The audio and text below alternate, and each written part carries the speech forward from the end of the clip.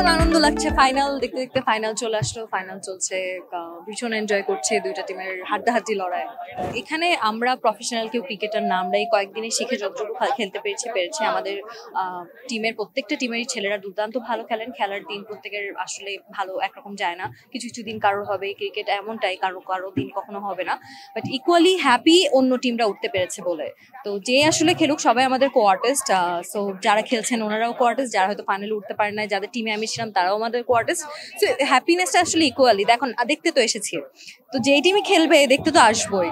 তো এটা ভীষণ ভালো লাগছে। সেলিব্রিটি চ্যাম্পিয়ন্স ট্রফি ফাইনালি একটা প্রপার টুর্নামেন্ট আমরা দেখতে পেলাম, সেটার জন্য ভীষণ আনন্দ হচ্ছে। আর এই তো মানে পজিটিভিটি নিয়ে আসলে খেলাটা দেখছে আর এনজয় করছে। মালিহাবু দুর্দান্ত বোলিং করে, আপনারা ওনার ব্যাটিংও দেখেছেন, আজকে বোধহয় দুইটা 6 হাঁকিয়েছেন। তো শি ইজ অ্যামেজিং। এবং মাহার বোলিংটা ভীষণ ভালো, আপনি সেটাও দেখেছেন যে মাহা কিন্তু একাধিক উইকেট নিয়েছে এবং ম্যান অফ দ্য ম্যাচ হয়েছে। তো আমারই ফ্রেন্ড, আমার মনে হয় যে এটা ভীষণ আনন্দের লাগে। নিজে যতটুকুই পারি, আমার মনে হয় বাকিরা ভালো খেলছে এটা দেখলেই খুব আনন্দ লাগে। ফার্স্ট অফ অল এই প্রথম বসুন্ধরায় এই স্টেডিয়ামে আসা এবং খুবই ভালো লাগছে। এবং নতুন একটা স্টেডিয়াম, যেহেতু সবকিছু খুব ক্লিন অ্যান্ড দেখতে খুবই সুন্দর, এবং এই মাঠে খেলে তো আমরা খুবই মজা পেয়েছি, ভালো লেগেছে। এই জন্য স্পেশালি ধন্যবাদ বসুন্ধরা টিমকে, তাদের এই এত বড় আমাদের সুযোগ করে দেওয়ার জন্য। আমাদের যারা সেলিব্রিটি ক্রিকেট যারা আছি, আমরা আসলে যারা আসলে চাই যে ভাইরাল হতে, তারা অনেকেই এসেছে, আমরাও আপনাদের সাথে একমত।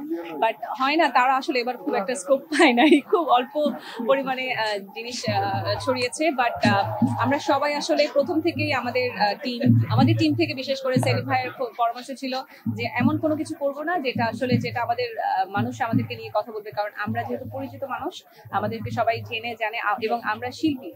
সো শিল্পীদের কাছ থেকে একটা খারাপ ফিডব্যাক পাওয়া কিন্তু আসলে দর্শকদের কাছ থেকে এটা আমাদের জন্যই খারাপ, সবার আমরা বদনাম হব। সো এই জিনিসগুলো আমরা করিনি। অ্যান্ড যারা করে এসেছে, আমার মনে হয় যে নেক্সট টাইম থেকে এই ব্যাপারগুলো একটু খেয়াল করা উচিত এবং সেসব মানুষদেরকে স্কিপ করা উচিত। আমরা অসাধারণ খেলেছি আমাদের কোচের জন্য, রাজ ভাইয়ের আমাদের প্রতি সেই ডেডিকেশন, সে আমাদের যখন যা লেগেছে আমরা খালি বলেছি তোমাদের এটা লাগবে প্র্যাকটিসে, ওকে ডান, মানে কোনো কিছুর কমতি ছিল না। আমরা মাঠে যেরকম অনুশীলন করার সুযোগটা পেয়েছি এই খেলার আগে, কারণ আমরা কেউই ক্রিকেট প্লেয়ার না, আমরা হচ্ছে বিনোদন জগতের মানুষ। তো আমাদের জন্য নতুন একটা অভিজ্ঞতা ছিল। তারপর সম্পূর্ণ সবকিছু ভালোভাবে হয়েছে, আনবিটেড ভাবে আমরা ফাইনাল খেলেছি, এটাই আমাদের জন্য অনেক। সামনের বার কি হবে না হবে জানি না, বাট হোপফুলি অনেক বাইরের মানুষ ঢুকে গেছে, কিভাবে ঢুকছে আমি জানি না।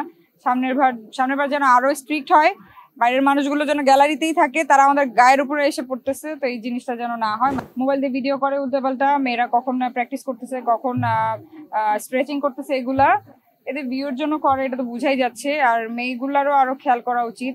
আমার মনে হয় এরপরে মেয়েদের স্ট্রেচিং ফেচিং এগুলো সব ইনডোরে করা উচিত। আর কিছু মেয়ে তো কি বলবে, এরা তো আসেই এগুলাই করতে, যে আমি তো খেলতে পারি না, আমি একটু ঢং করে যদি আমি একটু ভাইরাল হইতে পারি। তো দুই পক্ষেরই দোষ আছে আসলে, এবং এগুলোর জন্য আমাদেরও এম্বারাস হইতে হয় বাসায় প্রশ্ন করে এরা কারা, তোমরা খেলতেছো, এরা কারা? এরা খেলতে আসে নাই, এরা অন্য কিছু করতে আসছে, এদেরকে বাদ দাও, ইগনোর করো। অনুভূতি তো বলে মানে ভাষায় প্রকাশ করার মতো না, তার উপর এতগুলা ট্রফি, এতগুলো achievement, first time ever cricket খেলে, তাও একটা লাইভ ম্যাচের মধ্যে, এটা অসাধারণ।